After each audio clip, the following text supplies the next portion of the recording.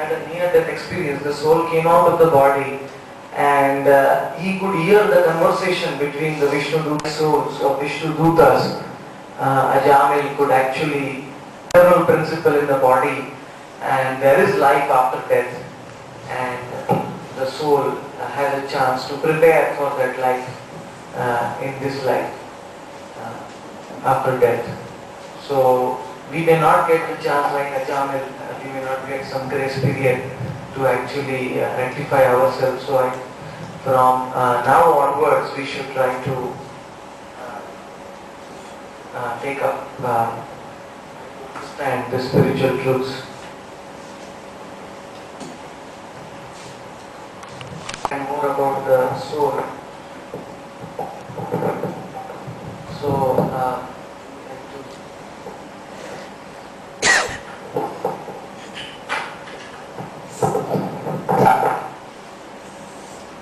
spark residing in the heart of every individual, the minute particle, 1/10,000th the tip of the hair, but it is so powerful that by the rays coming out from the soul, the influence of the soul is actually pervading the whole body everywhere, and the body is becoming conscious, moving, the body is becoming living because of the presence of the soul. The moment the soul lives outside the body becomes dead. So the difference between the dead body and the living body is the presence of the soul here. And actually the whole covering of the soul, this body is gross material energy.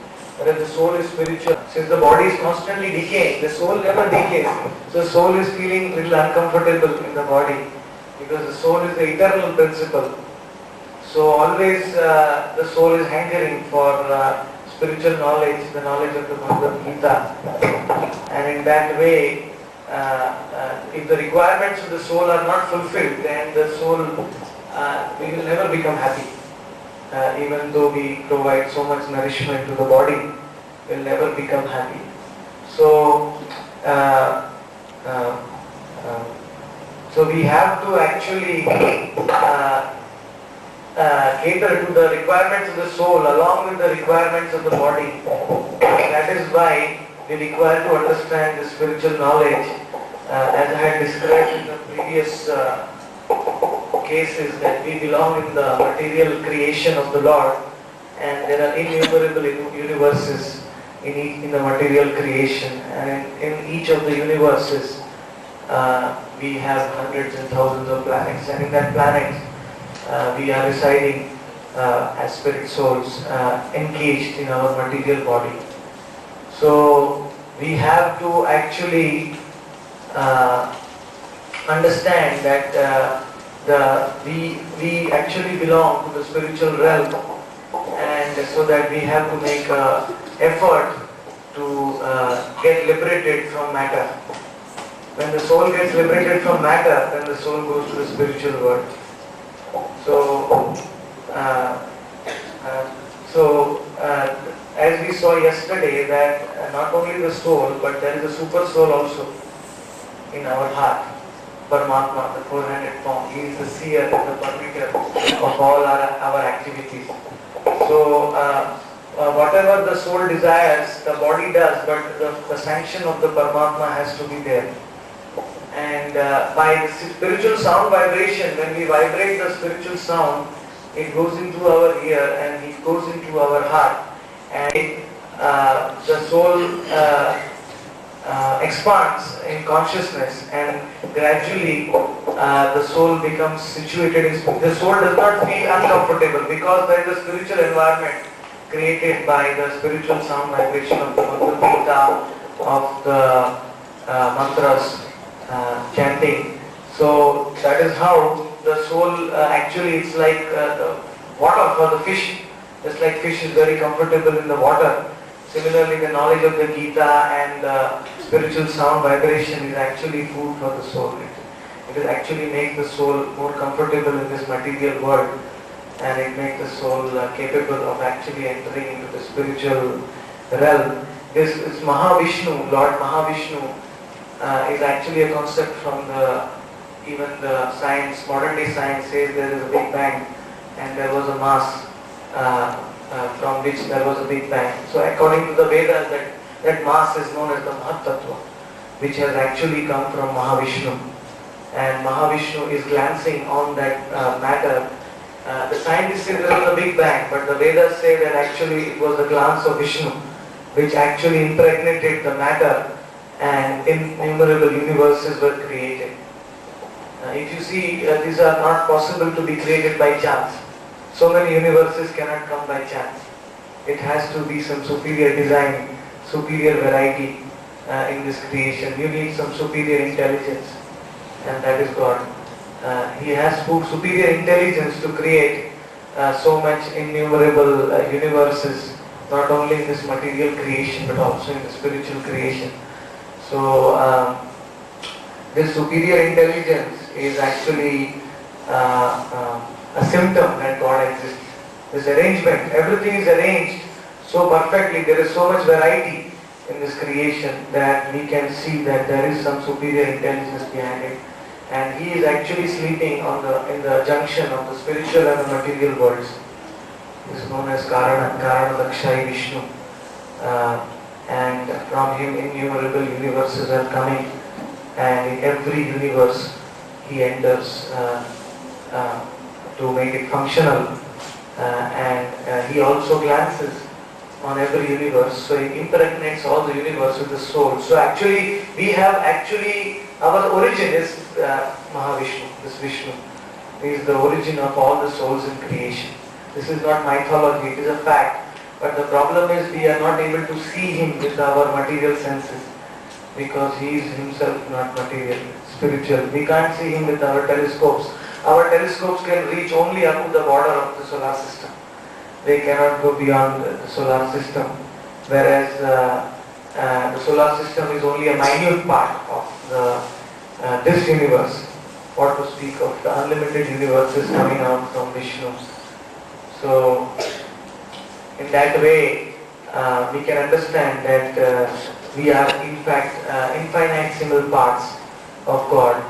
And when the soul in the body realizes that it is a tiny spark of consciousness which is separate than the body, then the soul can actually connect with God by transcendental sound vibration of the Bhagavad Gita.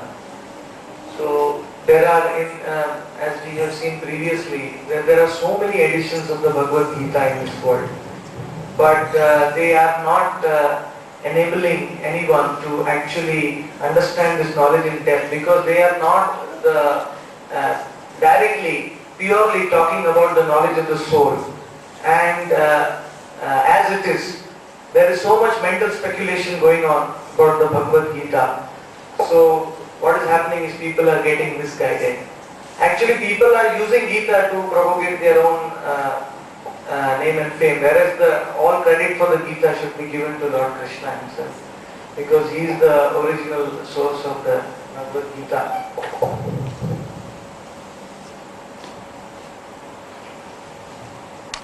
Act, even if it is handled by an innocent child or an old man, the fire will have its effect, just like a piece of straw or grass. When it is set fire, it does not see whether an elderly man sets fire or a young man sets fire. It will go fire. Similarly, one may not know the power of the spiritual sound vibration in the form of Gita or mantra meditation. But when one tries to understand the spiritual sound, one will become free from all unwanted things, all sinful reactions. One will become purified, whether one knows the power or not. That is why it is said in the Vedas, Yena kena prakarena manah Krishna nireshayet. That by hook or by crook, try to understand this spiritual sound vibration. Then one will become purified, even though one may not have faith in the beginning. Just like somebody may not understand the potency of fire, but still one will get burnt. In our consciousness, to train our consciousness so we can think of God at the time of death. because death is the exam for our life. The ultimate exam of our life is death. So to train our mind at the time of death to remember the spiritual sound, to remember God is very important, because then at the time of death, if we remember spiritual sound, we can easily surpass the material creation. We can go to the spiritual creation and we can enter into the spiritual sky just by remembering the spiritual sound vibration at the time of death. It is like an aeroplane. It takes us into the spiritual sky. Yam yam vapi smaran bhavam yajetyante kaleva tam tam evaiti kaunteya sada tad bhava bhavita. That, O Kunti Putra, O Arjuna, whatever you will think at the time of death, you will become that. So please think about the spiritual sound vibration. That is why all of us, we hear the Gita, we practice mantra meditation, so that at the time of death we can actually, instead of remembering some mundane sound vibration, we can remember spiritual sound, and ultimately we can achieve, put an end to the cycle of birth and death.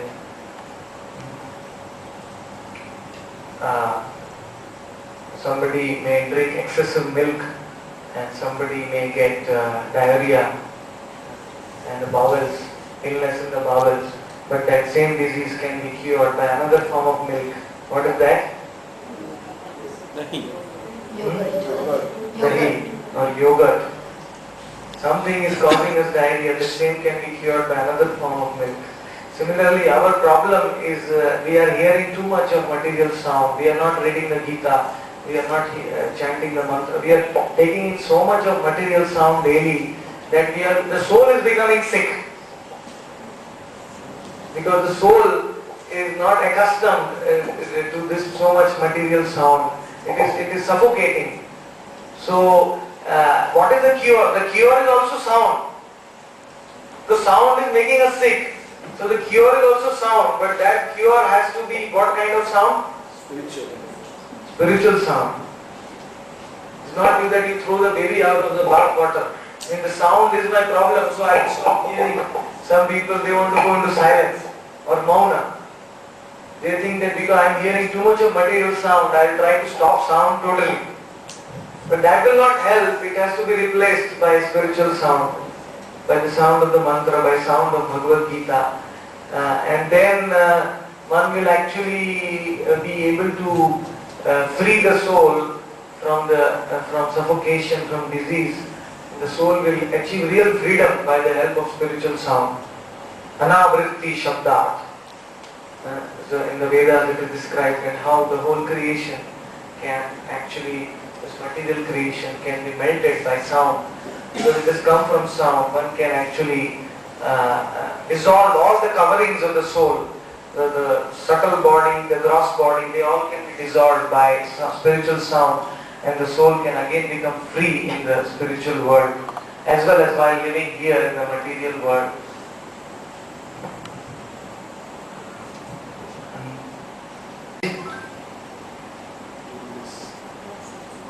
Huh? Jaundice. Yeah.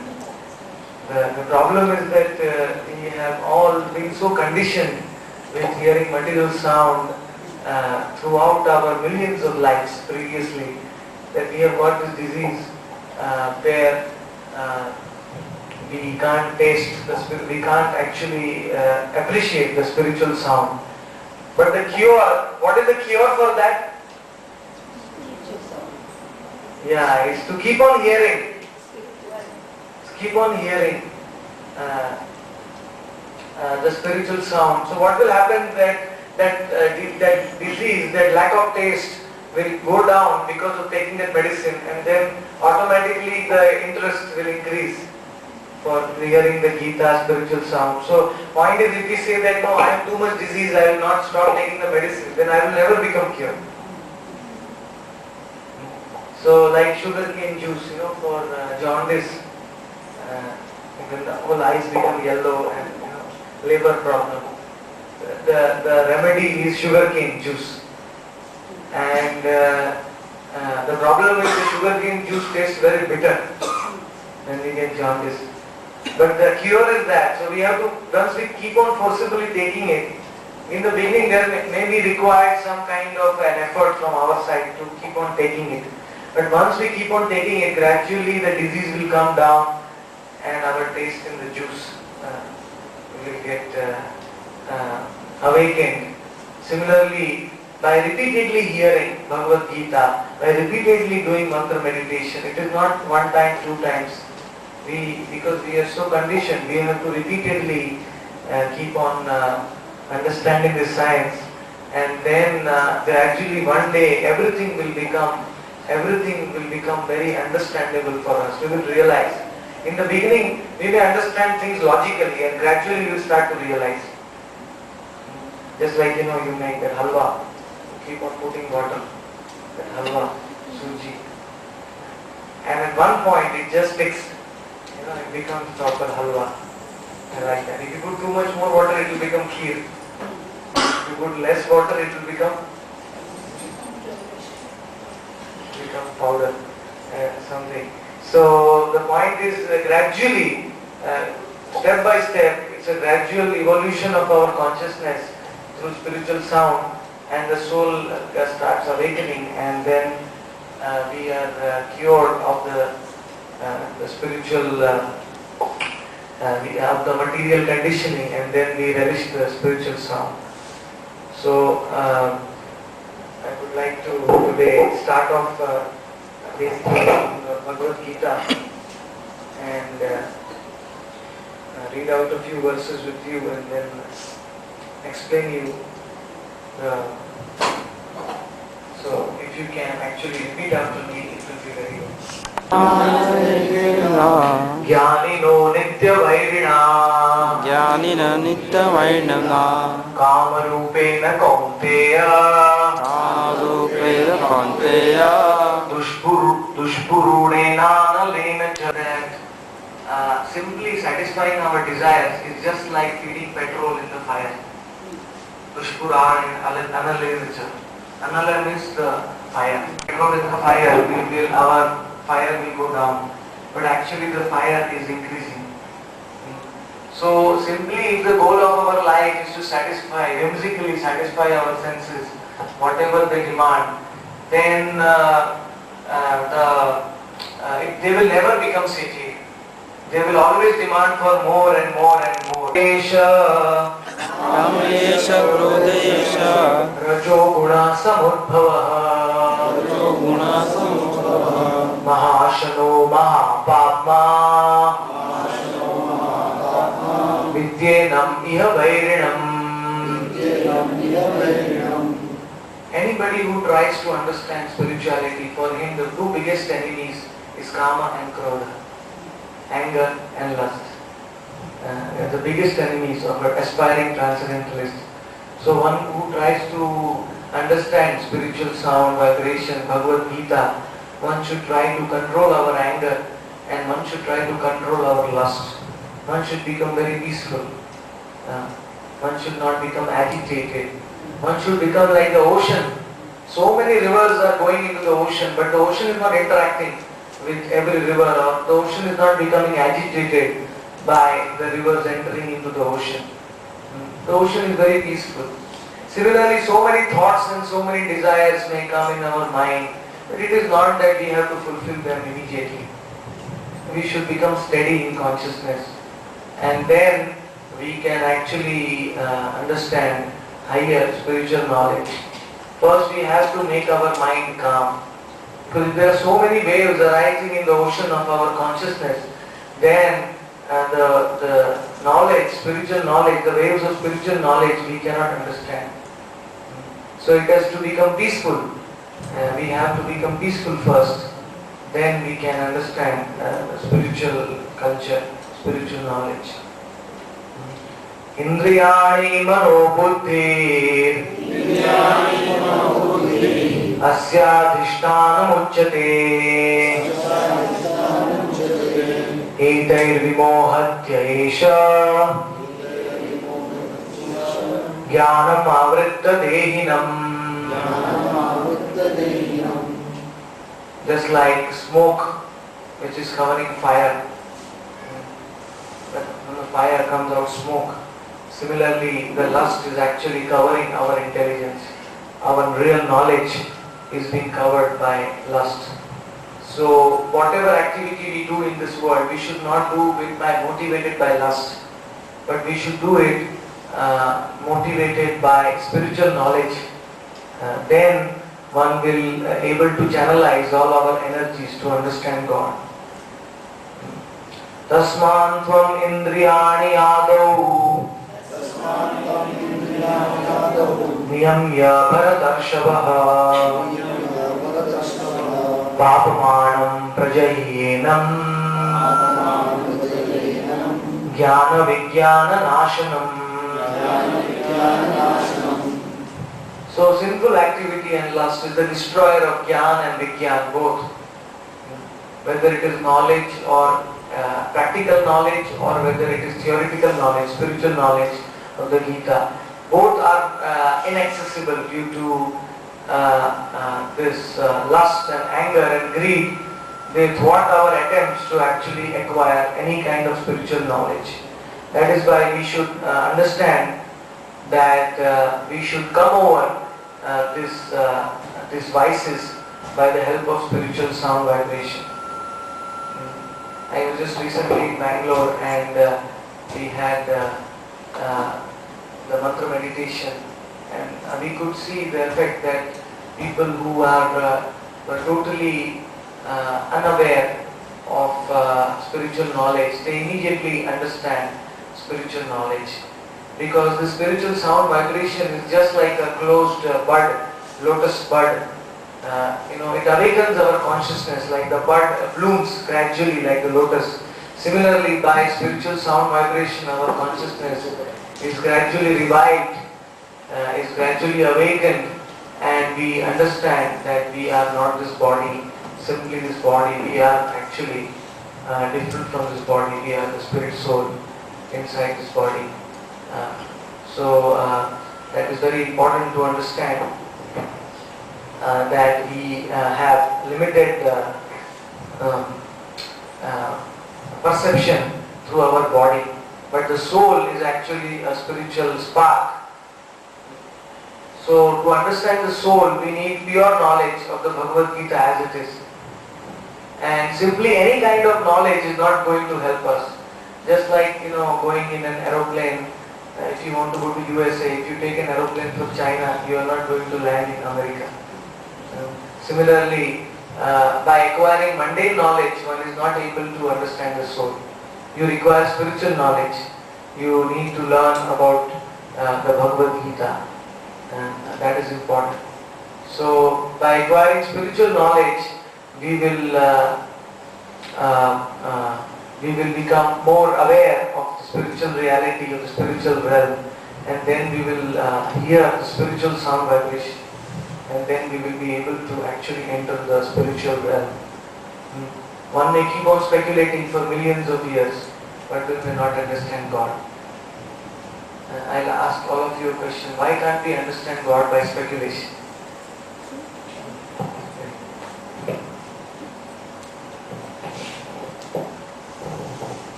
Why can't we understand God by speculation?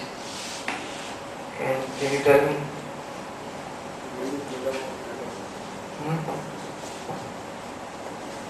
Mind is made up of matter, whereas God is spiritual. So with help of material things, we cannot understand spiritual. Yes. Tarko apratishto sutayo vivinna. Even if one speculates for thousands of years, one will not understand God.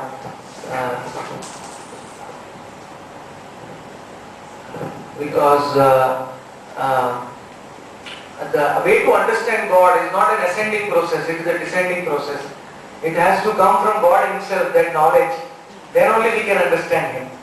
It's not by the power of our speculation that we can understand. Nashvamatam yasya munirna bhinnam. We cannot understand that. So we have to depend on the knowledge from a perfect source like the Bhagavad Gita. Then our understanding is perfect, because God Himself has spoken about Himself. So we will not be cheated when we try to understand from him directly. But if we try to speculate, then we may end up getting cheated. So mental speculation is like the tail of a dog. You know, if you try to make the tail of the dog straight, will it become straight? It will never become straight. For thousands of years you may try to make it straight. Similarly, by mental speculation, one may try to understand God, but it's never possible. One can say, okay, God is this, God is that, God is impersonal, God is light, God is this, God is that. But that is not possible unless you accept the Bhagavad Gita as it is. We are not able to understand. And in Bhagavad Gita, the Lord is clearly describing who is Himanta, Bhartaram Nanya, Kinchidasti Dhananya,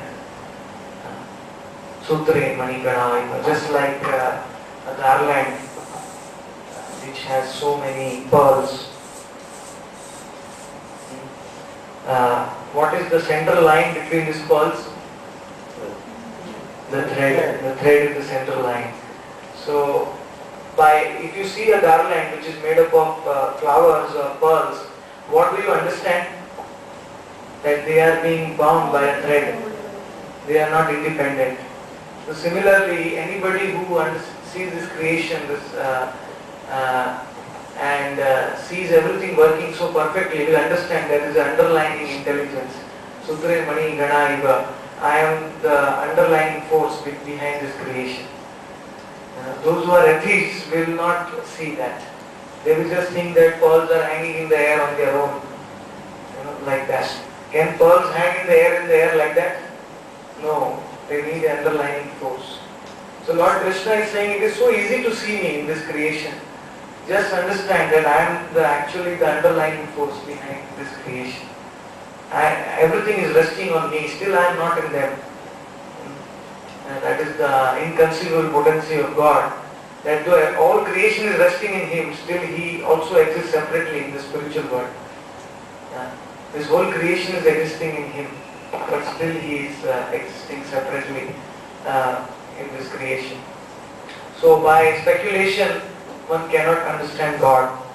One has to, even I myself, before coming across the Bhagavad Gita, I was struggling to understand God. I was in IIT, I was reading so many books, so many people had speculated. But more books you read, the more you get confused. But when I heard from God Himself, and Swami Prabhupada, he has written this Bhagavad Gita as it is, making it very sure that not to change the words of God, not to change the words of Krishna as they are, to present them in light. When Krishna says, you understand me, you surrender to me, Prabhupada was the only person in this world who translated actually that you have to surrender to him. Whereas people were speculating, no, don't surrender to Krishna, surrender to somebody who is impersonal, behind Krishna, some light and this and that. There were so many speculations and so many interpretations. But as it is, it was Srila Prabhupada who translated the Gita as it is. So we can see that Gita has enabled us to actually come to real knowledge, making use of this human form of life. As we have seen, this human body is very, very rare. Though the human population is going up, but still the population in the other species of life, there are other 80 lakh species of life. There are hundreds and millions of souls in that species of life. And after transmigrating through millions of species, we get this human birth, which is very rare. And this human birth is actually meant to understand spiritual sound vibration, to understand Bhagavad Gita, and for developing higher knowledge. We can see in this example that the value of the wings on the fruit insect, which are useless for flying. If an insect gets wings and it does not fly, then the wings are rendered useless. Similarly, getting this human body and this superior intelligence, if we don't try to understand Gita, then our intelligence is rendered useless. Because increasing our economic condition, even dogs and cats and that, they are also doing. They are also increasing their how to eat better, how to live better. Even, animals are doing, right? You see, they are building their houses and fetching nice food to eat, and that even the animals are doing. But the only problem is only we can use this higher facility of spiritual knowledge which we have.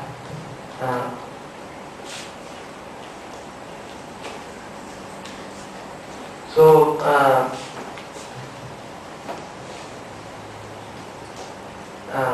there was a man, he was cooking some food and some dog came. So he was just about to eat the chapati and the dog took the chapati and ran away. So the man ran behind the dog, wait, I'll put ghee for you on the chapati. Wait, you eat this with the ghee. So he was trying to help the dog in feeding the dog, because he was seeing everyone on the platform of the soul.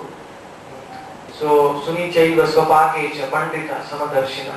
In the Bhagavad Gita it is said that it is not a question of rich and poor. Everyone requires spiritual knowledge. Like in a hospital, if you go to an hospital, in an hospital you will find rich patients and poor patients, both. Because both are diseased. Hospital is there open for anyone. Similarly, this knowledge of Bhagavad Gita is not only for rich people or not only for poor people. It is open for everyone, because everyone, the soul is suffering, the soul is diseased, because we are not giving the nourishment to the soul in the form of spiritual knowledge, in the form of spiritual vibrations. So that is why the spiritual knowledge is a requirement for both rich and the poor. Both of them require this knowledge. It is not only meant for poor and rich. So, but we understand that actually whether it is poor or rich, everyone is a part and parcel of God. So nobody can become God. If we were God, then why we have become poor and rich? God is never influenced by the material modes of nature. He just comes, performs his pastimes and goes away, like the sun rises in the morning and the sun sets. He is not influenced. So in that way, we see that the soul is a part of God, but the soul has to bear the reactions of the karma, because the soul becomes embodied. The soul cannot directly take the reactions of the karma. The soul requires the body to actually discharge the reactions of the karma. So when the soul enters into the body, through the body the soul suffers for his past bad actions and enjoys for the past good actions. The soul cannot enjoy or suffer on the own. So the soul requires the vehicle of the body. That is why this body is given to us as per our previous karma, to either suffer or enjoy in this world accordingly. It is not by chance that we have got birth in a particular family and we have not got this body. It is by our previous karmic reactions that we have got this body. So Krishna is telling to Arjuna that please try to understand this knowledge by approaching a bona fide spiritual master. Tad viddhi pranipatena pariprashnena sevaya upadekshanti te jnanam jnaninas tattvadarshinah. A real jnani, a self-realized person, even now when he meditates, he can hear the voice of Krishna speaking the Bhagavad Gita. He can tap into that same conversation which is going on. Like we see on the battlefield of Kurukshetra, who was describing this Bhagavad Gita? Sanjaya. Who was Sanjaya telling to? Dhritarashtra. But Sanjaya was not present. on the battlefield of Kurukshetra. So how he was describing, Krishna was speaking, he was giving live commentary. Krishna was speaking to Arjuna on the battle, and Sanjaya was describing to Dhritarashtra live all the 700 verses of the Gita. So how he was doing that?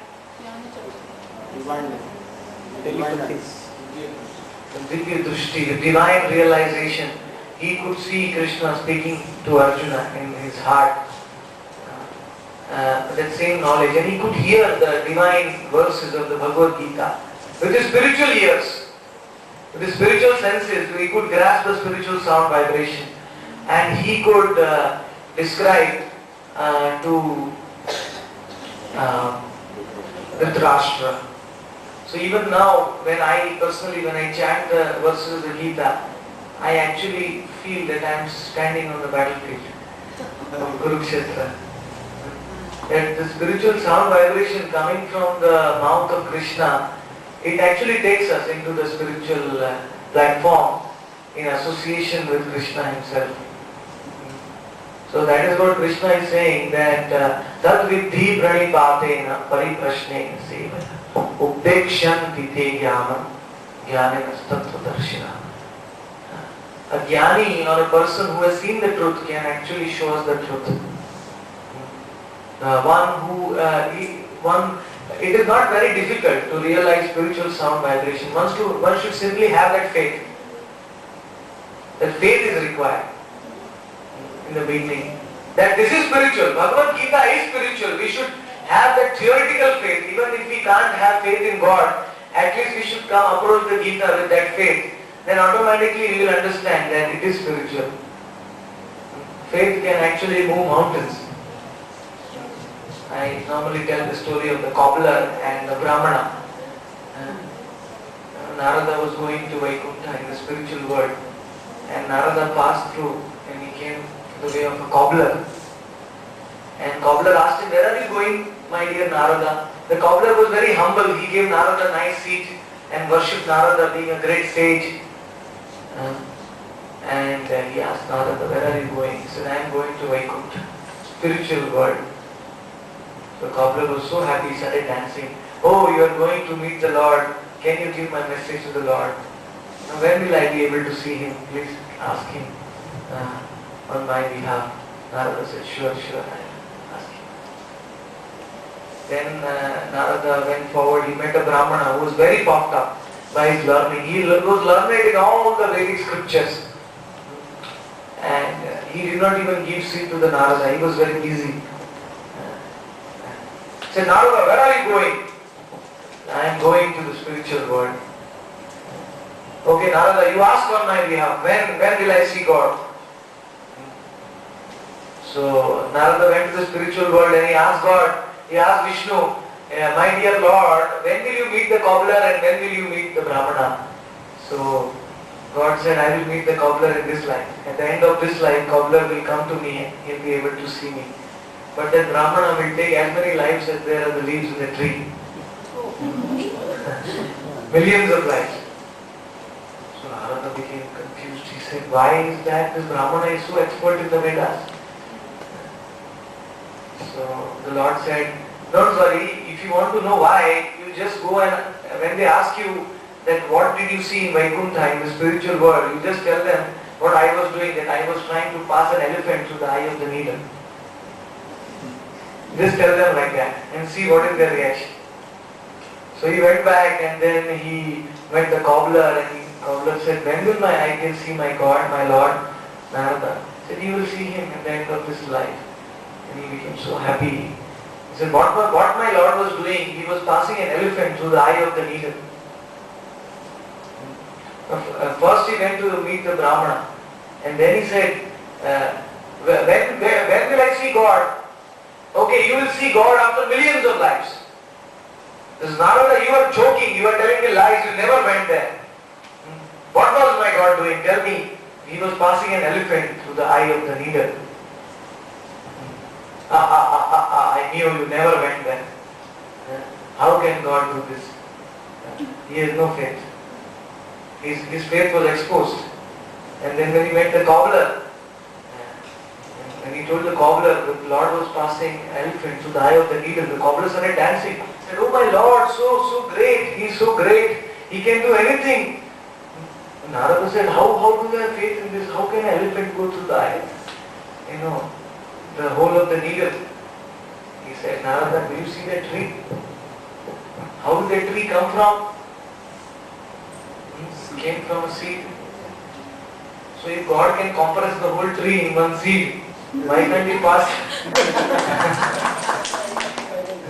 Why can't He pass an elephant through the needle? No scientists are able to make the seed in the laboratory. Can they make? No scientist can make it. It is a direct gift of God, the seed. And you take a seed so small and so many branches and roots and flowers and fruits are coming in the tree. How you can imagine how much of things is coming from one seed. But the Brahmana has no faith. So the first step in spiritual realization is to have faith. And all of you have faith, that is why you are here. Because without faith one cannot even put one step forward in trying to hear about God. People who don't have faith, they even feel nausea while hearing about the word God or hearing the name of God. They can't tolerate it because it is a lack of faith. But unfortunately that faith is also given to us by God.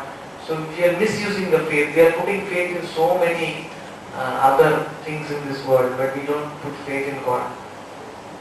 So that is, we are very, very unfortunate to actually not having put our faith in God. This faith in God is also not developed overnight. It is developed by many previous lives. We had come to this kind of programs, we had heard some spiritual sound vibration, we had met some good advanced souls, and we develop faith little by little by little. And every life the Lord gives us chance to increase that faith. It becomes mature and fructified. And unfortunately in some lives we get cheated also when somebody does not teach us Bhagavad Gita in the right way. But still our faith keeps on increasing. So we should be very careful to take the knowledge in the right sense. Because a chain,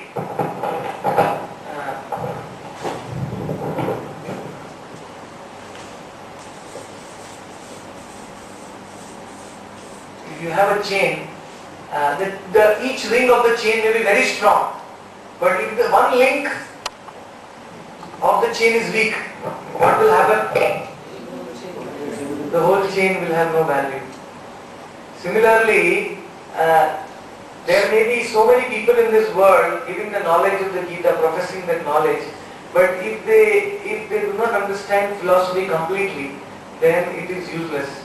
Like one person, he wrote commentary on the Gita. He was very famous politician. He wrote the Bhagavad Gita, and he explained it so nicely. It was the biggest selling edition of the Gita. But somebody asked him, "Who is Krishna?" He says, "Krishna is mythology." He did not have faith in Krishna.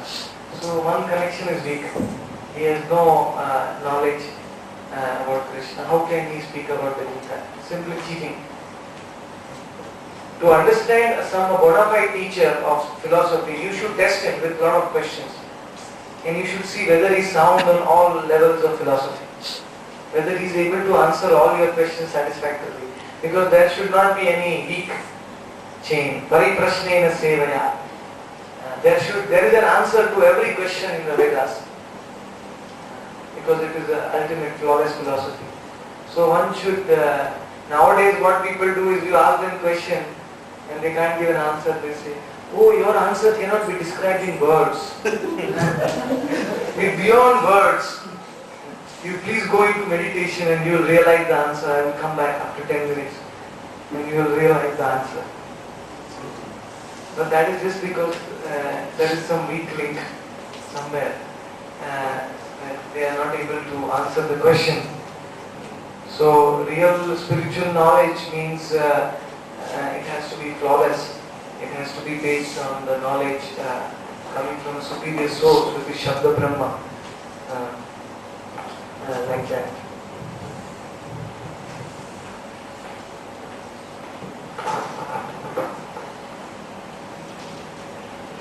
and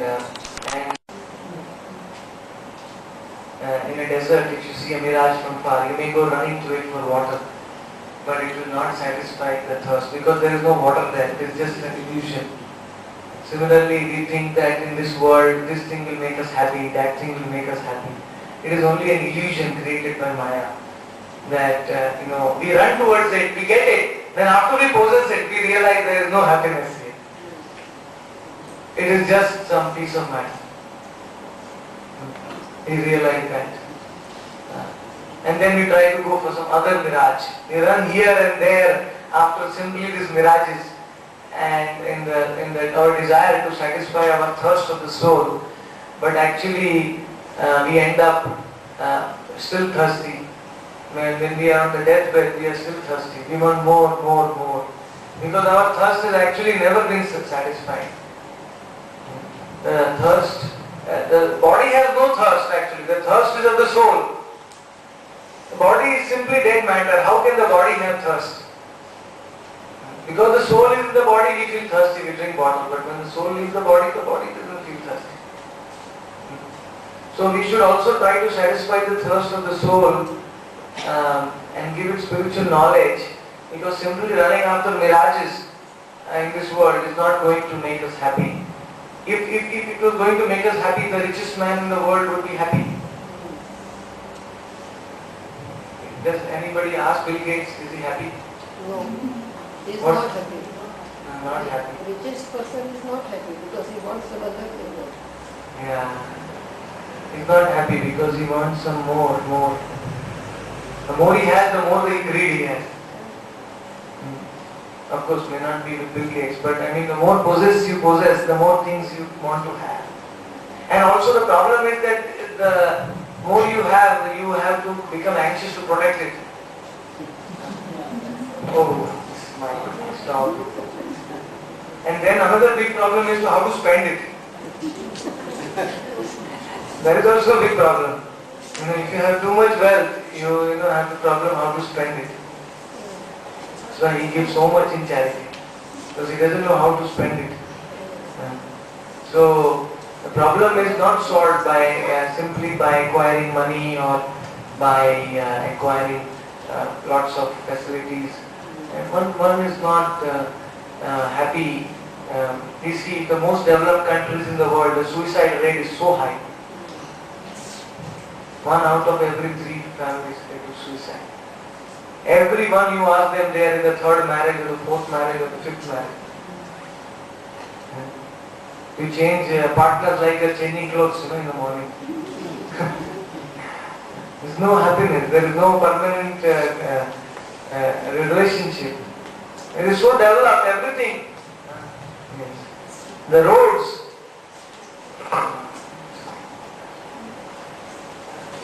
The roads in the European countries, they don't even have a particle of dust. They are more cleaner than our homes.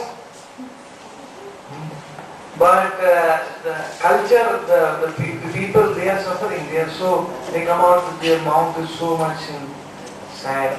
There is no smile. Because the Atma is being neglected, the soul is being neglected, that the spiritual knowledge is not being given. So we are not able to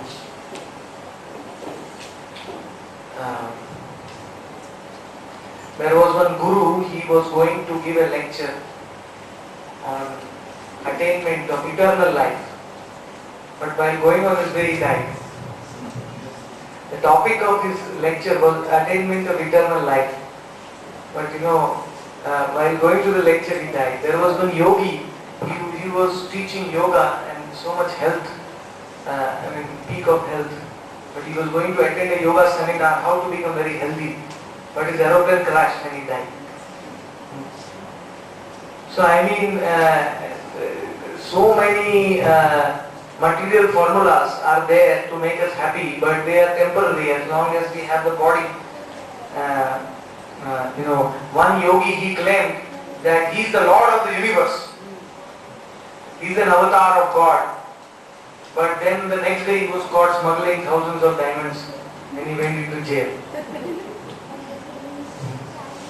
So, how can the Lord of the universe really go to jail? Have you ever seen God? In fact, when God was born, He came out of the jail. Yes. Automatically all the doors they opened and everything, all the guards fell asleep and the whole jail became illuminated by like thousands of suns. Even Devaki could not see him in the beginning. In fact, Devaki, when she was bearing the God in her womb, she has become so effulgent that all the devatas were coming in the jail and offering prayers to God in the womb of Devaki. So real God is God right from the birth. Because God cannot be manufactured or God cannot be claimed that I am God. So, that is the concept that, instead of trying to become God, try to become a part and parcel of God, because we are all part and parcel of God. So we should always remain connected with God. In the beginning, I will explain to you how the different systems of yoga they progress and how it ultimately leads to the platform of Bhakti Yoga or practicing this transcendental sound vibration. In the beginning, everyone has pursuit for happiness in this life. So what is the first yoga we do? What is the first yoga we do? We do Karma Yoga. That is the first yoga in our ladder of yoga. We do Karma Yoga, we try to acquire amenities, so many nice things by performing activities. We try to perform action. Gradually, while doing Karma Yoga, if we try to use our intelligence to analyze what we are doing, what we should do, what we should not do, then we make use of our intelligence, then we go a step higher than Karma Yoga. So what yoga we come? Jnana. We come to Jnana Yoga. So we are analyzing, oh, I should not do like this. This is the karma. I will get bad reaction. I should do good, I should do bad. Then we come to the platform of Jnana Yoga, because we are not doing our karma blindly. We are making use of our intelligence. And after we use our intelligence and perform our activities, Jnana Yoga, then we understand that this is only theoretical. I should also take up some meditation practice. And then we take up the practice of meditation to improve our karmic life, our day-to-day life. And that is known as the third stage, Ashtanga Yoga. Ashtanga Yoga or Dhyana Yoga, where we try to go inside. We try to go inside to, when we are simply frustrated of simply doing our activities and simply trying to speculate Jnana Yoga about what we are doing. We try to go inwards to try to find the answer. And that is known as Dhyana Yoga. We try to meditate on our heart. And ultimately, after performing many lives of Dhyana Yoga, many years of Dhyana Yoga, we ultimately try to understand who is God. Who is God? Who am I? What is my relation with Him? All these questions, they only come in Bhakti Yoga. Bhakti means two, means God and the soul. Jnana Yoga accepts only one, the soul. And Dhyana Yoga is somewhere intermediate. But Bhakti Yoga means two, the soul tries to understand God. We ultimately come to the platform of real knowledge, and we try to practice to hear the spiritual sound vibration, and we develop a relationship with God. Every soul has an inherent relationship with God, but why have we forgotten that now? Can anybody tell me? Why do we not remember God right now? Why are we not attracted to God? Yeah. Our environment has been changed. Yes. Just like iron, piece of iron, when it is covered with mud, Will the iron get attracted to the magnet? The nature of the iron is to get attracted to the magnet. On its own, the iron can get attracted. But for that, it requires to be clean. It requires to be cleaned. When the iron is in a pure condition, then automatically the iron will get attracted to the magnet. Similarly, presently our soul is contaminated by so much material consciousness. It is covered. So even if God would come in front of us here, we would not get attracted. That is why in this yoga, Bhakti Yoga, we don't recommend that you want to see God immediately. Because even if we see God immediately, we will not feel that attraction. So what is the process? Cleaning ourselves. First we should clean ourselves. First we should clear our consciousness. We should first be able to see our soul. Then we can see God. That is why Lord Gauranga Mahaprabhu, he composed only 8 Sanskrit verses. And the first verse, he described this process of cleaning the soul. Cheto darpana marjanam bhava maha davagni nirvapana. The cleaning the mirror of the soul, of the heart, so that our original inherent attraction for God is awakened. It is not something external. Spirituality is not something external to us. It is actually part of us. We see this sound vibration is taken off by so many souls all over the world. There are Jews, Muslims, Christians, Hindus. When I went to Bangalore, we have a devotee there. His name is Imran Basha. He is a Muslim. But he puts on tilak and he reads Chaitanya Mangal and he tries to understand God, this knowledge. So, this is not something external. It is not something related to the body. It is related to the soul. Every soul has attraction for God.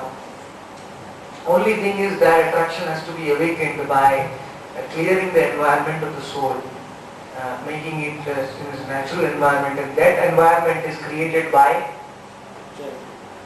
sound vibration.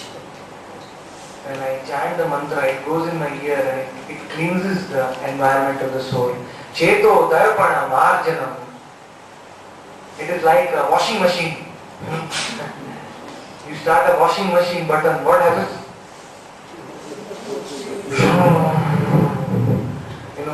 It starts cleaning the clothes. Similarly, by chanting the spiritual sound vibration, when in hearing, automatically the cleansing action is started in the heart. You don't hear it. You don't hear it because the Lord does not want to make you afraid. But automatically the cleansing action has started in the heart.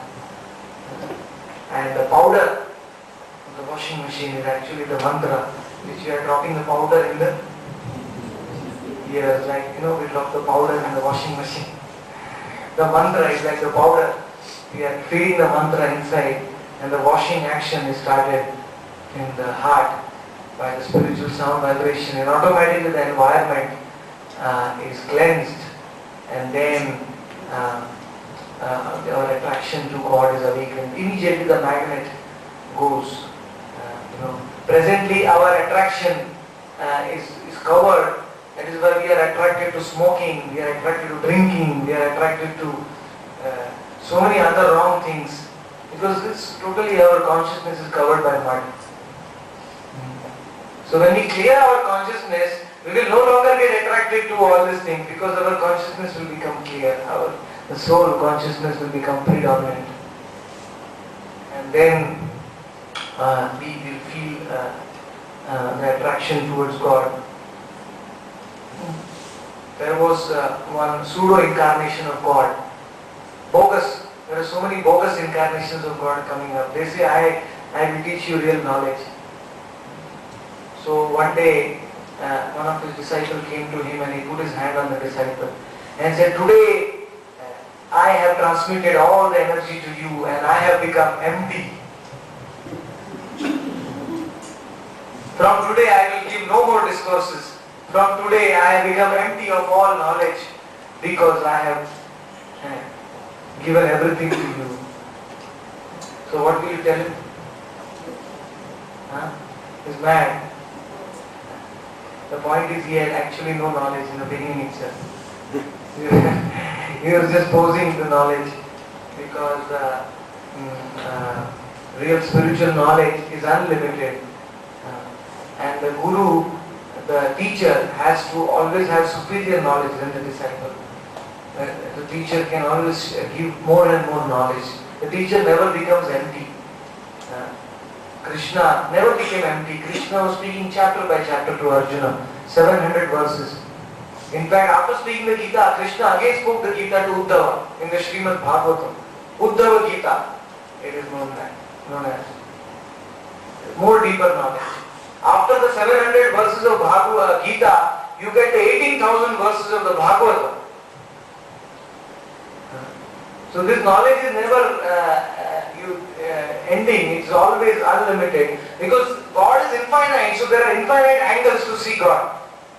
Because He is infinite, so there are infinite angles of vision in how we can understand God. So a real spiritual teacher never becomes empty. In fact, by sharing the knowledge, one becomes even more full with God's mercy. Because God's mercy is actually the factor how this knowledge is being distributed. It cannot be distributed by one's own power and one's own intelligence. It has to be distributed when God's mercy is descending on a person. So, we see a mosquito may sit on the same throne as the king, and the mosquito identifies itself as the king. But the mosquito can never become the king by sitting on the same throne as the king. Similarly, even after understanding the knowledge of Bhagavad Gita, we cannot become equal to Krishna. We may understand the knowledge of Bhagavad Gita, we may try to serve Krishna, we may become connected with God, but at no point of time we should never be mistaken that we become equal to Krishna. Normally, so many people read this Bhagavad Gita and their goal is to become Krishna or God, one with God. 99% people of this world, if you ask them what is their goal after reading Gita, they will say our goal is to become one with God. Within 6 months. Within 6 months.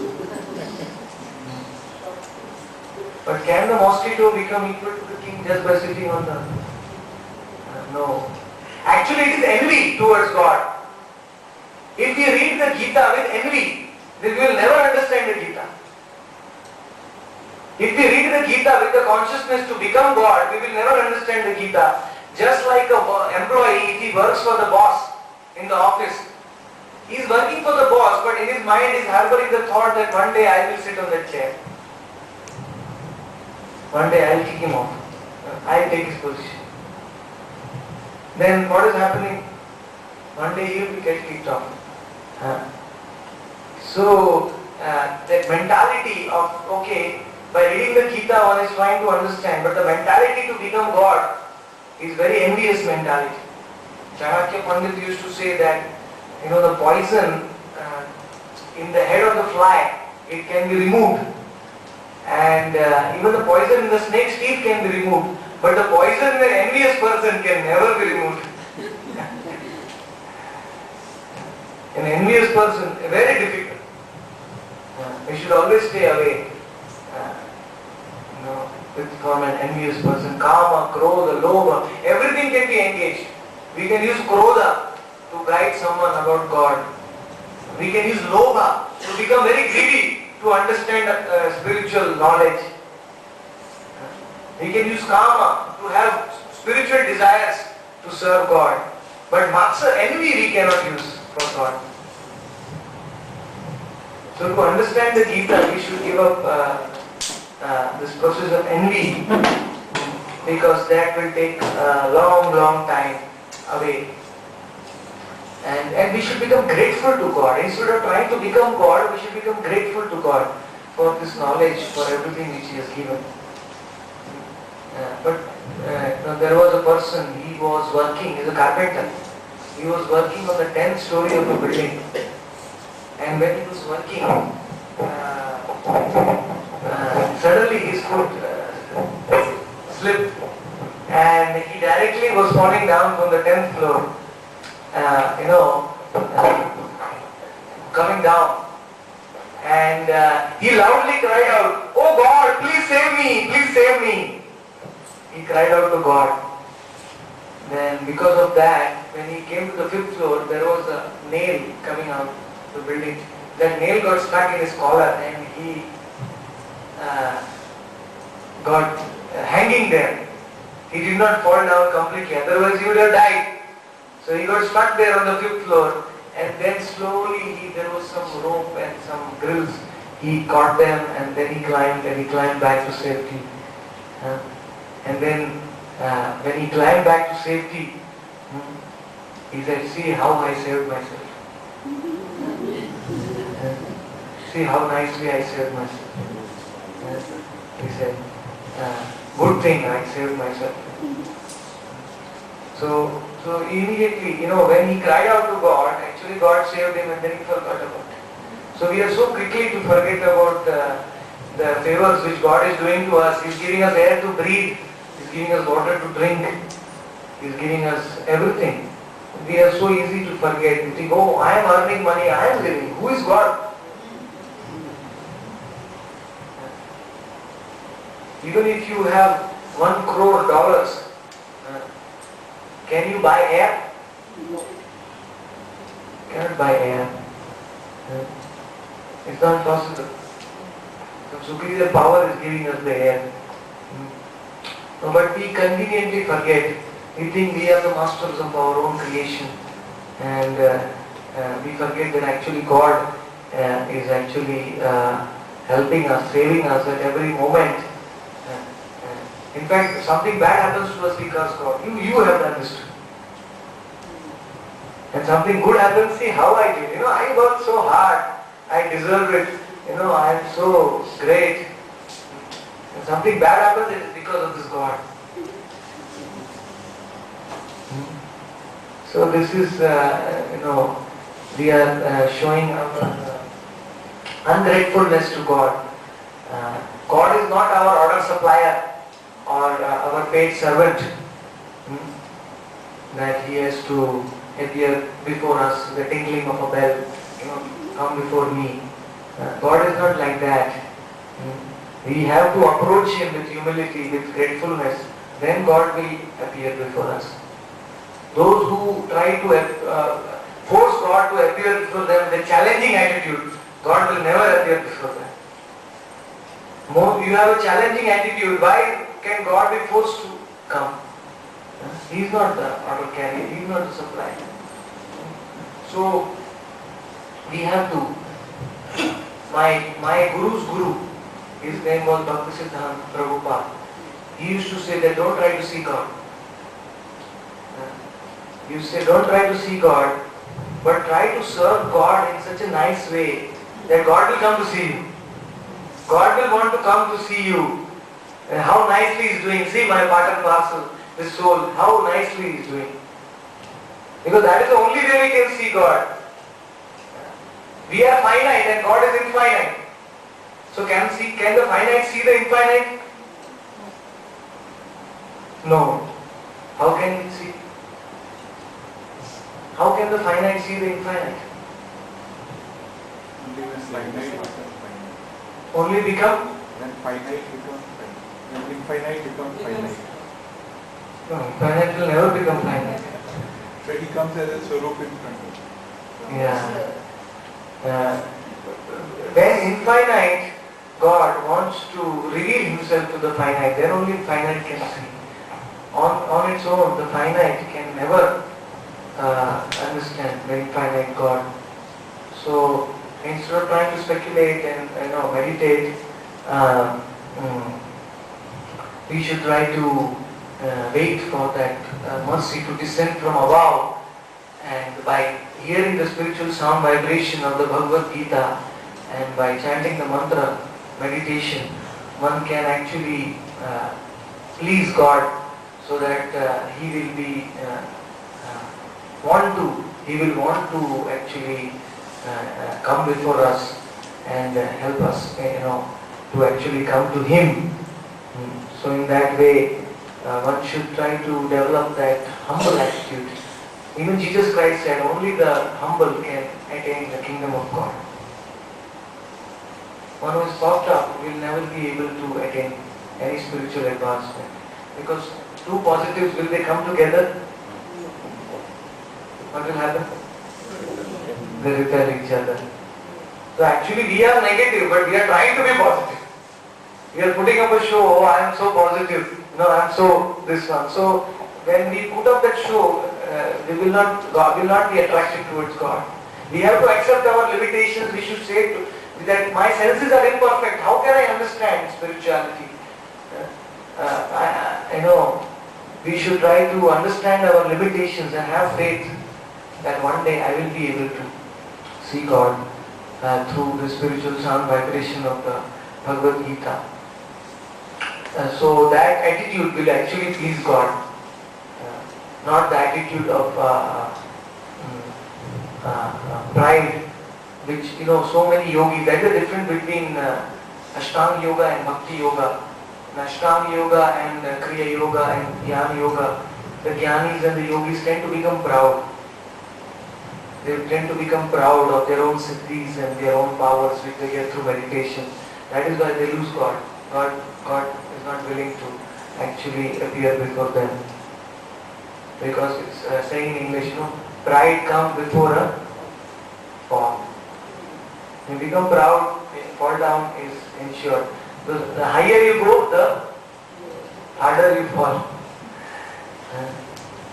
So better is to, in front of God at least, in this world we may have to maintain some level of respect and dignity, but at least in front of God, in our heart, we should develop a feeling of humility. That we are actually His part and parcel. We are so minute. The soul is so minute, 1/10,000, the tip of the hair. So we should always try to maintain a sense of humility and approach God in that way. Then we will be able to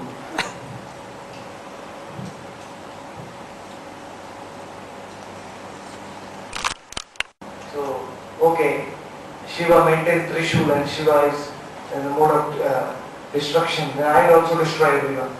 But first you drink the poison. You accept Shiva 100%. Then you can do things like what Shiva has done.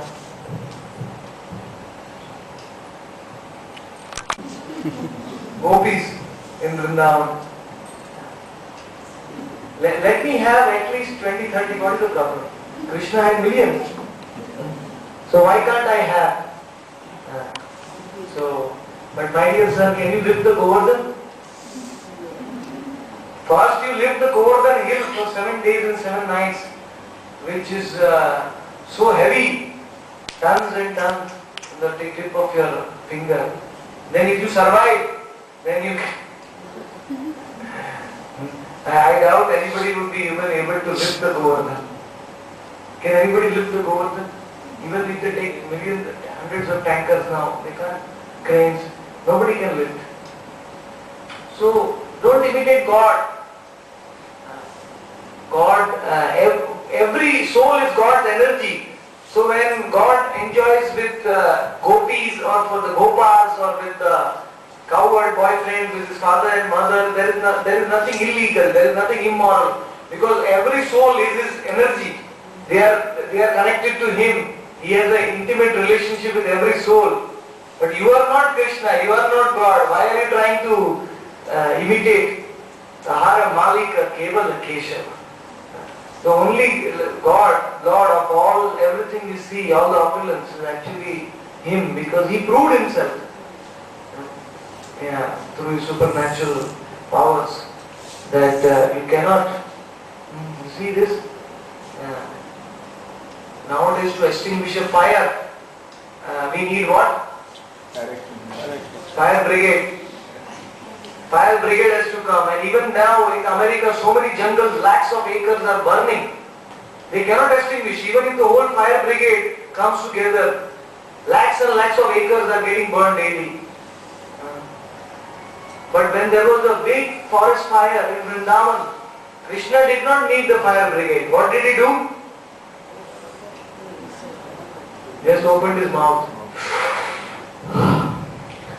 He just inhaled and all the fire entered into his mouth.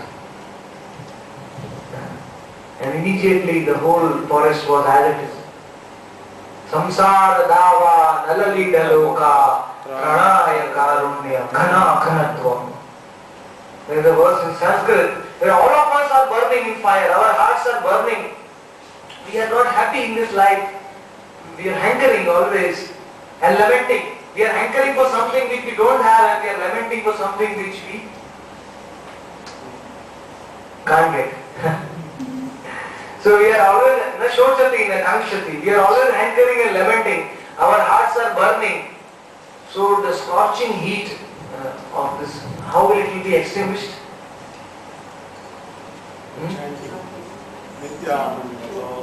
So that is further I am just asking.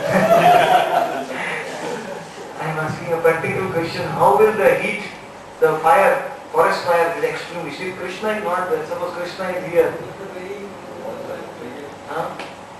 Fire brigade cannot extinguish. Water also cannot. Rain. And the Guru brings the water from the sea and he showers in those places where they are full with fire. And the rains are compared to like today's discourses and to talking about God. These are like the rains. And the fire is fire in our hearts, which is burning. So the purpose of the Guru, the business of the Guru is to take the water from the ocean of Krishna and to go to all the places, because Krishna is situated only in Goloka. He is only in spiritual world. He doesn't travel now from God, the knowledge of the Gita, and that is sprinkled on the souls, and then the fire is extinguished forever.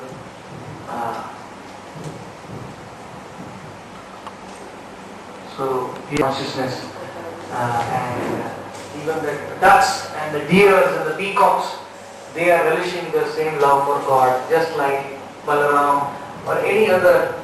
Even the trees are conscious of God. Every particle is conscious. And every word is a song. And every step is a dance. And everything is spiritual in this world. And there is no pollution, no unemployment, no poverty, no overpopulation.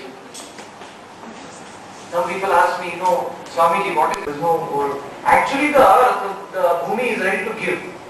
It can fulfill any number of population. But the point is because we are exploiting. We are exploiting the mother nature and we are greedy, excessively greedy. Some places, there is so much rice and wheat created, they dump it into the ocean because the price of the wheat and the rice should not go down in the world, then they will lose the business. So they dump thousands of tons of wheat and rice into the ocean. So there is so much production is going on, but still because of the greed, excessive greed, people are still poor. But in the spiritual world there will be no poverty, there will be no unemployment, no pollution. It will be totally divine and spiritual, and every one of us can go there by the power of spiritual sound. We can even sit here and we can be there at the same time. If the spiritual sound has the power to transport us to the spiritual realm instantly. You see in the Star Trek, how they energize themselves, they transfer from one place to another. Similarly, spiritual sound has the same power that it can take the soul instantly to the spiritual realm, wherever one is sitting, standing, walking, talking. That is why the Vedas say that always try to keep the spiritual sound in your tongue or in the ear. Keep on hearing that, the mantra. Always try to hear spiritual sound wherever you are, and you will always be in the spiritual world like a lotus flower. Thank you so much. Hare Krishna. Be present there. When you come also that is also satsanga. So satsanga can be of many, many ways, but one should be very careful in Kali Yuga that it should not become asatsanga. Because there are so many, in the name of satsanga, there are so many teachings which are going on, which are teaching ignorance in the name of knowledge. Yastu vidyamcha avidyamcha yasta vedo bhayamsa. In the Ishopnishan it is said one should separate avidya from vidya. One should not get caught up in ignorance. Then one will understand the real knowledge. So, satsangatve nissangatvam nissangatve jivana mukti. By satsanga we become free of all mental hankering, nissangatvam. Our mind becomes calm and peaceful. And then we become liberated from the cycle of birth and death. So, I would always recommend that and real satsanga is not something which has any motivation behind. The only purpose of satsanga is to know about God. Real satsanga, there should be no fees. Not that we charge you 5,000 rupees to attend a satsanga. Then the whole satsanga loses the value. It becomes commercial. Real satsanga means the only goal should be benefit the soul. There should be no charges. There should be no commercialism to that. Then it becomes asatya, again enters into the material realm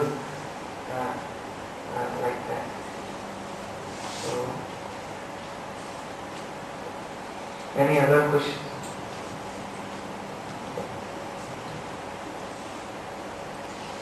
Thank all of you for so patiently and hearing so much rapt attention. That is real.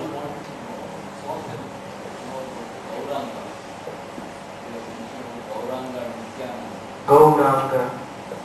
Who is Gauranga?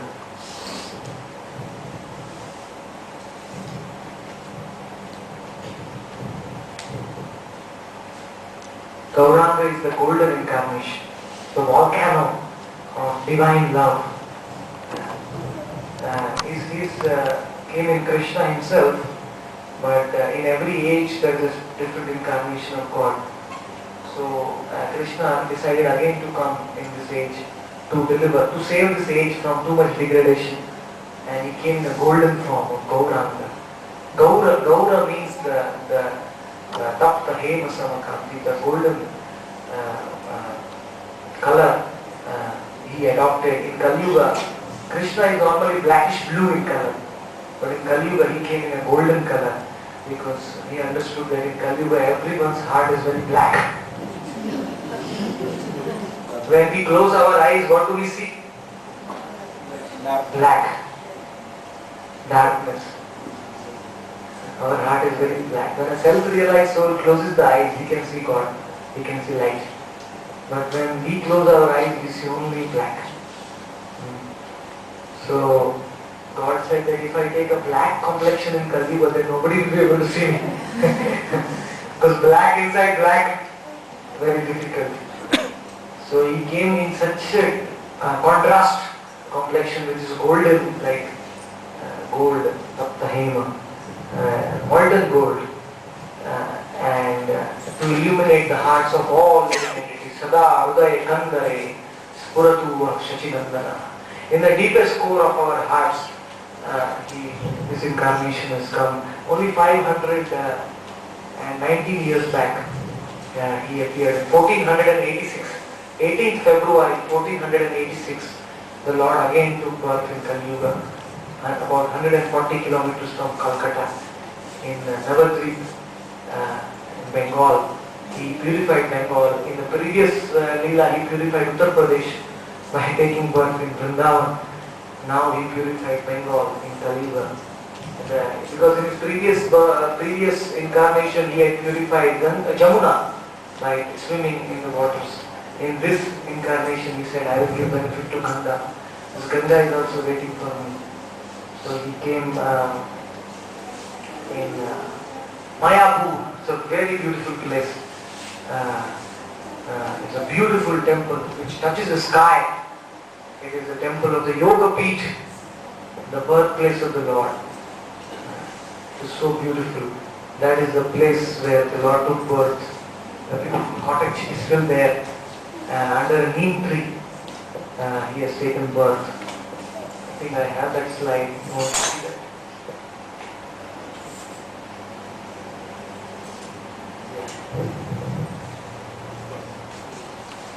I think you are all lucky. Be present there. When you come also that is also satsanga. So satsanga can be of many ways, but one should be very careful in Kali Yuga that it should not become asatsanga.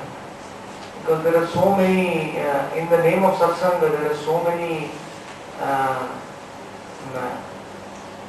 teachings which are going on, which are teaching ignorance in the name of knowledge. With us, yastu vidyamcha avidyamcha, yasta vedo bhayamsa. In the Ishopanishad it is said one should separate avidya from vidya. One should not get caught up in ignorance. Then one will understand the real knowledge. So, satsangatve nissangatvam, nissangatve jivana mukti. By satsanga we become free of all mental hankering, nissangatvam. Our mind becomes calm and peaceful. And then we become liberated from the cycle of birth and death. So, I would always recommend that. And real satsanga is not something which has any motivation behind. The only purpose of satsanga is to know about God. Real satsanga, there should be no fees. Not that we charge you 5,000 rupees to attend a satsanga. Then the whole satsanga loses the value. It becomes commercial. Real satsanga means the only goal should be benefit the soul.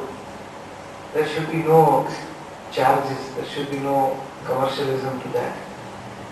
Then it becomes asatya, again enters into the material realm like that. So, any other questions?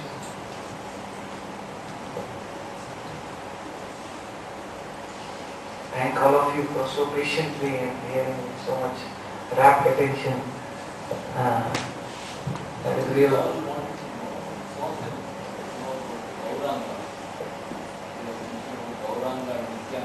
Gauranga.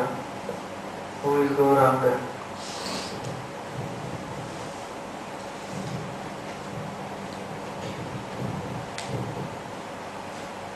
Gauranga is the golden incarnation, the volcano of divine love. He came in Krishna himself, but in every age there is a different incarnation of God. So Krishna decided again to come in this age to deliver, to save this age from too much degradation, and he came in the golden form of Gauranga. Gaura means the tapta hema samakanti, the golden color he adopted in Kali Yuga. Krishna is normally blackish blue in color, but in Kali Yuga he came in a golden color because he understood that in Kali Yuga everyone's heart is very black. When we close our eyes, what do we see? Black. Darkness. Our heart is very black. When a self-realized soul closes the eyes, he can see God, he can see light. But when we close our eyes, we see only black. So, God said that if I take a black complexion in Kali Yuga, then nobody will be able to see me. Because black inside black, very difficult. So he came in such a contrast complexion which is golden, like gold, taptahema, molten gold, and to illuminate the hearts of all living entities. Sada Uday Kandare Spuratu Shachinandana. In the deepest core of our hearts, this incarnation has come. Only 519 years back, he appeared in 1486. 18th February 1486, the Lord again took birth in Kali Yuga, about 140 kilometers from Calcutta, in Navadvip, in Bengal. He purified Bengal. In the previous Leela, he purified Uttar Pradesh by taking birth in Vrindavan. Now he purified Bengal in Kali Yuga. Because in his previous incarnation, he had purified Jamuna by swimming in the waters. In this incarnation, he said, I will give benefit to Ganga. Because Ganga is also waiting for me. So he came in Mayapur. It's a very beautiful place. It's a beautiful temple which touches the sky. It is the temple of the Yoga Peeth, the birthplace of the Lord. It is so beautiful. That is the place where the Lord took birth. The beautiful cottage is still there. Under a neem tree, he has taken birth. I think I have that slide. You want to see that?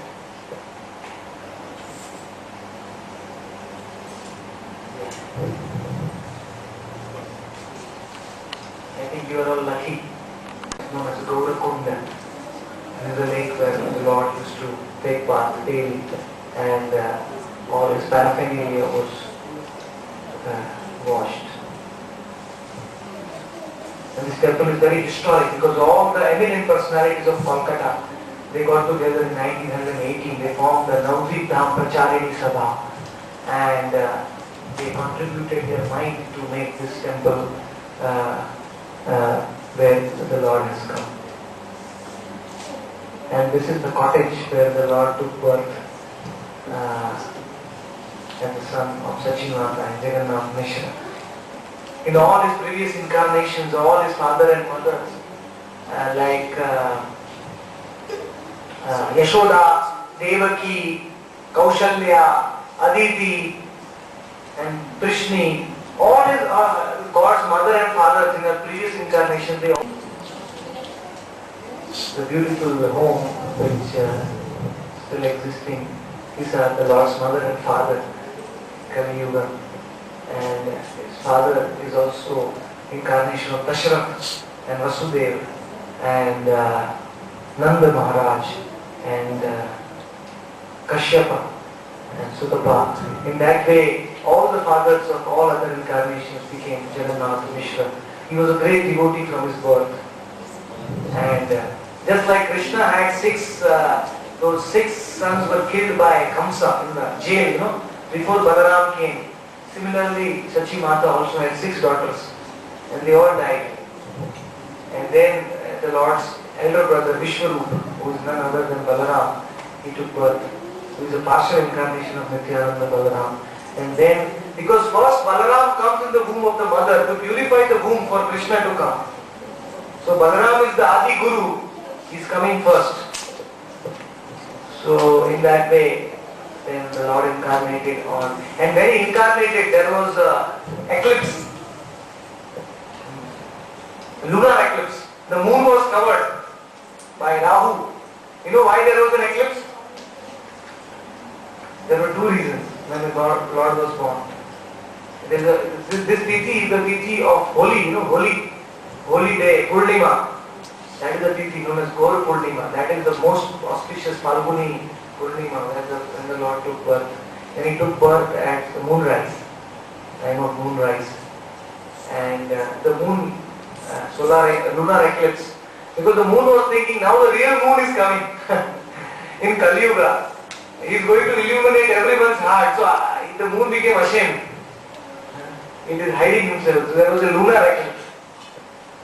And also there was another reason for the eclipse, that God wanted to show that even before I come, I want to launch this process of Nama Sankirtana, this mantra meditation, this chanting of my holy names to start even before my advent.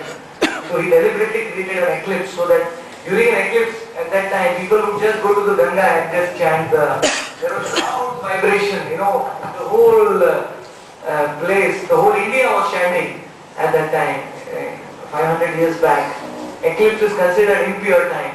So everyone goes in the water and they chant the holy name of God. So the Lord made an eclipse at that time. And the cold season they cover with blankets. This is the temple. This is the tree under which after taking birth, the Lord was brought. This is a neem tree. That is by one of the names of God in Kali Yuga is Nimai. Nimai. Nimai means who was born under a neem tree. Why he was named Nimai?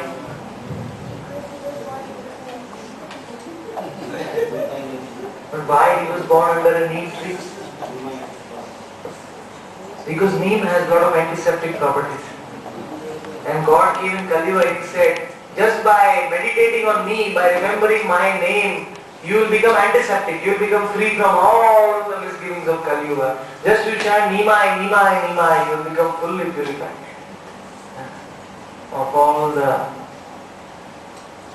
Lord Shiva is also staying next to God, where the God is known as Kshetrapal Shiva, and Vriddha Shiva. Two forms of Shiva are always staying near to where the Lord is born.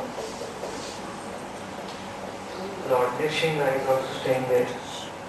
In that way, I think we'll